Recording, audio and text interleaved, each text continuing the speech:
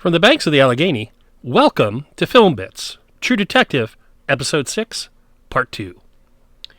When last we left, Marty had reunited with that young hooker from many years ago, and we had seen from a long, wide shot Rust's truck pulling up into somewhere. Let's go ahead and pick it up there.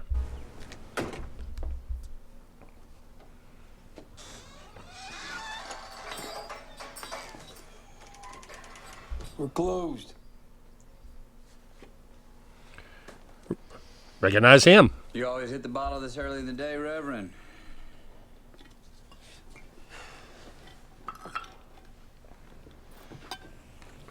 Ah, yes, our tent reverend from Episode 2.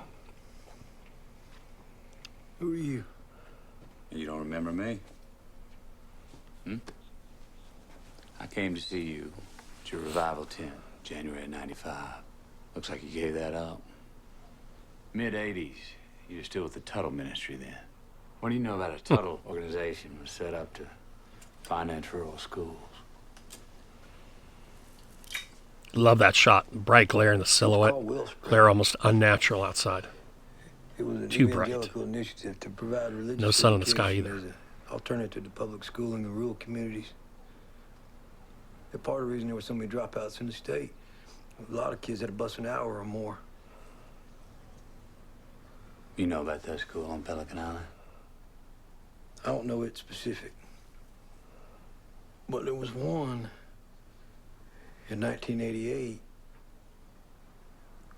Accusations of children being interfered with. I never found anything on that.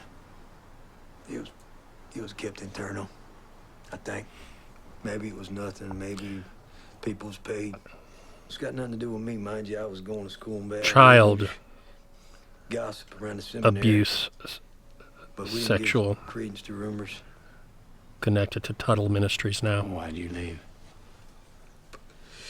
Bureaucracy. Politics.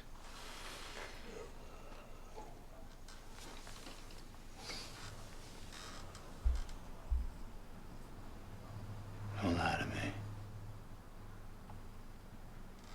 Why'd you leave?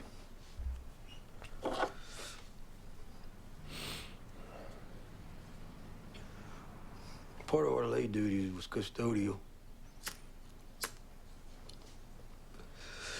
One night, cleaning the senior minister's library,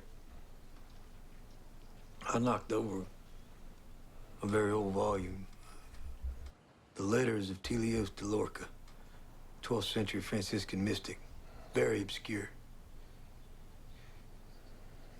When I picked up the book, this little folder falls out. Little folder of pictures. Pictures of children. Naked. Looked like they were sleeping. What'd you do? I took it over to the morals officer, Deacon Farrar. He was close with Tuttle, vice president of college. You didn't do nothing. He seemed angry that I brought it to him. He even intimated that maybe I was confessing to something. I had to prove to him that I wasn't. He promised to look into it. I left by the time Wellspring shut down. So now we're in the guts of this matter. These disappearing children. Our last two tents vandalized. Tuttle Ministries. I lost heart. A little too much of this.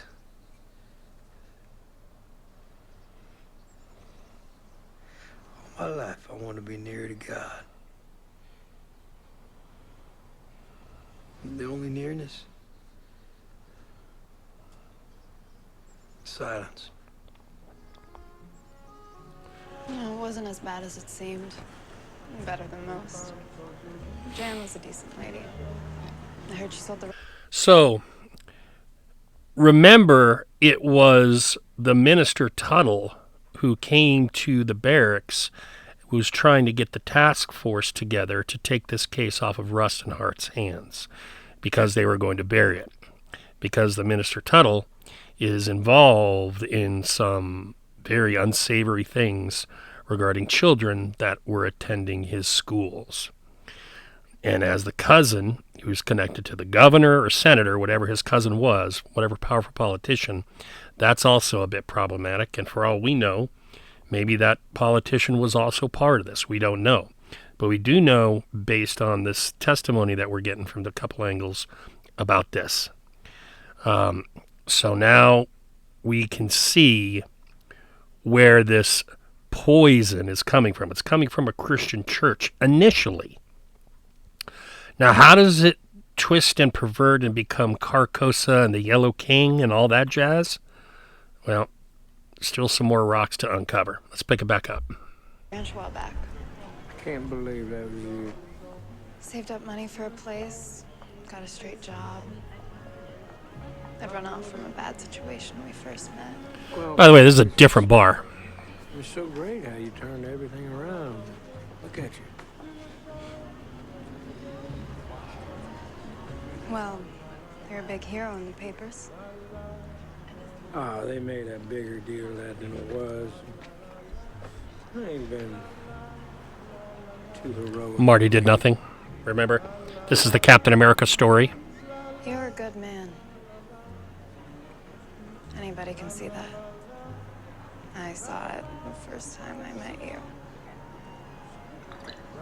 God gave us these flaws. And something I learned, he doesn't see them as flaws. There is nothing wrong with the way he made us. The universe gives all.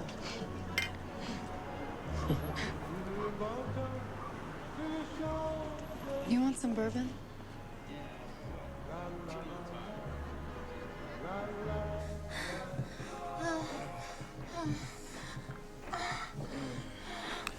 I love the Devil Angel shot. I will probably edit some of this out, but you all get the idea. Marty and this young lady. Well, let's just say Marty's fallen back into his old ways, shall we?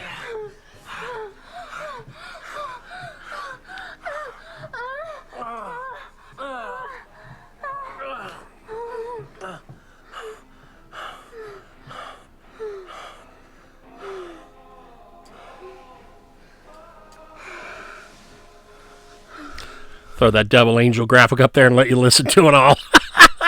And we come back to the Devil Angel. Oh, the devil's happy. You pulled our Some great shots there. Charmaine Boudreaux. He was in all the papers. Marshland Medea. You know who Medea was? Yeah? They had a lot of static after that, me and him.